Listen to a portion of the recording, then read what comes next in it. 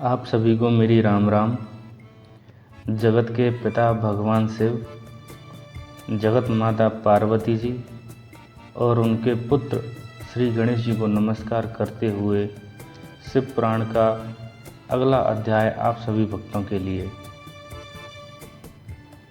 मित्रों, पिछली वीडियो में हमने जाना कि नारद जी भगवान ब्रह्मा जी के पास आते हैं और उनसे शिव तत्व को जानने के बारे में प्रश्न करते हैं। वो पूछते हैं कि कैसे ब्रह्मांड की उत्पत्ति हुई, शिव तत्व क्या है, कैसे महादेव जी ने ब्रह्मांड को रचा,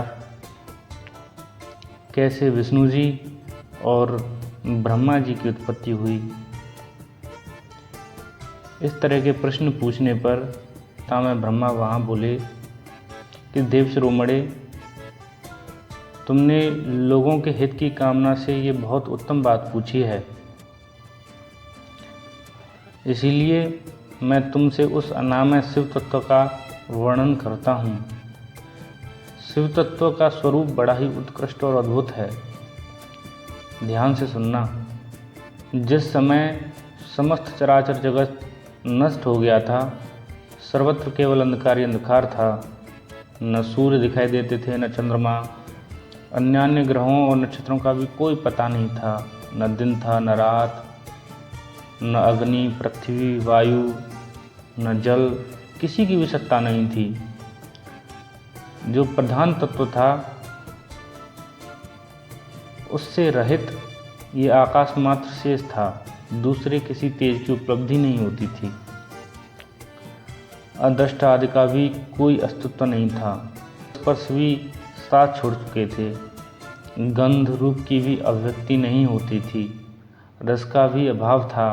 दिशाओं का भी भान नहीं होता था। इस प्रकार सब ओर निरंतर सूचिभेद घोर अंधकार फैला हुआ था।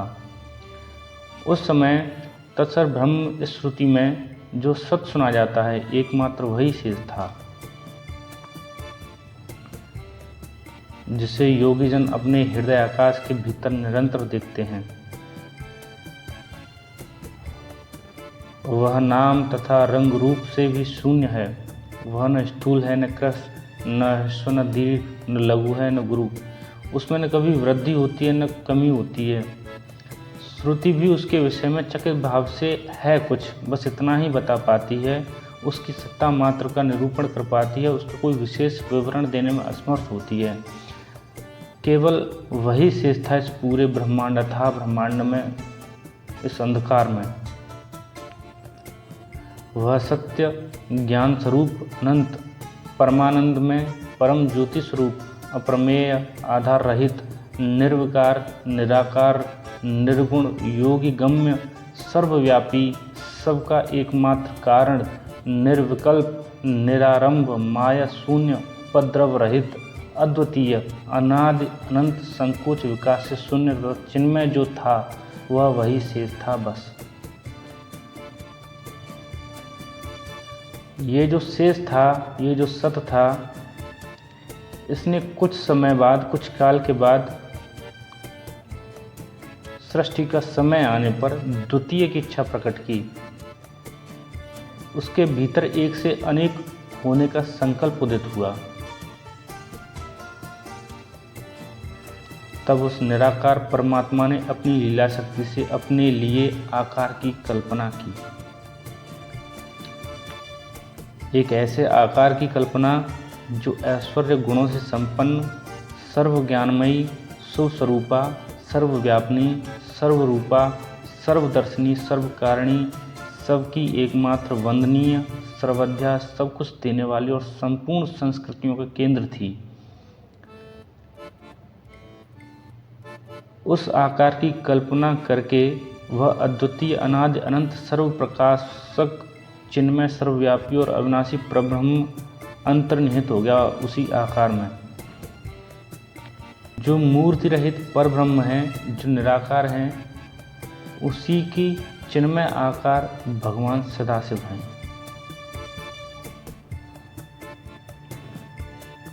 अर्वाचीन और प्राचीन विद्वान उन्हीं को ईश्वर कहते हैं। उस समय एकाकी रहकर स्वेच्छानुसार विहार करने वाले उन सदाशिव ने अपने विग्रह से स्वयं ही एक स्वरूप भूता शक्ति की सृष्टि की, जो उनके अपने श्री अंग से कभी अलग होने वाली नहीं थी। उस पराशक्ति को प्रधान प्रकृति, गुणवती, माया, बुद्धि तत्व की जननी तथा विकार रहित बताया गया है। वही शक्ति अंबिका थी। उसी को प्रकृति, सर्वेश्वरी, त्रिदेव जननी, नित्या और मूल कारण भी कहते हैं। सदाशिव द्वारा प्रकट की गई उस शक्ति की 8 भुजाएं हैं। उस सुलक्षणा देवी के मुख की शोभा विचित्र है। वह अकेली ही अपने मुखमंडल में सदा एक सहस्त्र चंद्रमाओं की कांति धारण करती हैं। नाना प्रकार के आभूषण उसके श्रीअंगों की शोभा बढ़ाते हैं। वह देवी नाना प्रकार की गतियों से संपन्न है और अनेक प्रकार के शस्त्र अस्त्र धारण करती हैं। वे जो सदाशिव हैं उन्हें परम पुरुष ईश्वर, शिव, शंभु और महेश्वर कहते हैं। वे अपने मस्तक पर आकाश गंगा को धारण करते हैं। उनके भालदेव में चंद्रमा शोभा पाते हैं। उनके 5 मुख हैं और प्रत्येक मुख में 3-3 नेत्र हैं। उनका चित्त सदा प्रसन्न रहता है।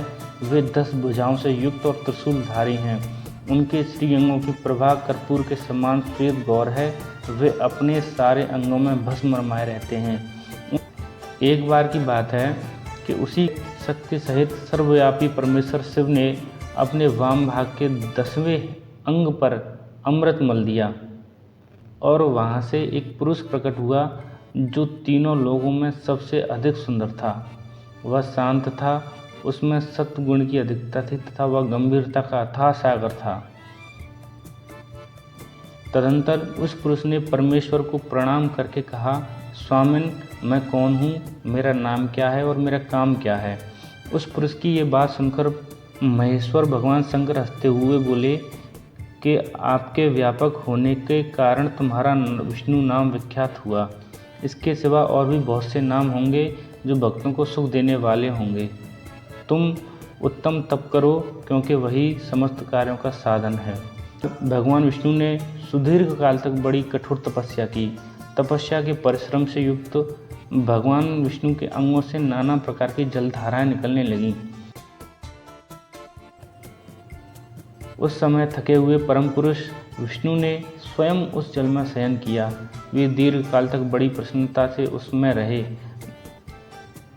उस समय उन परम पुरुष नारायण के सिवा दूसरी कोई प्राकृत वस्तु नहीं थी।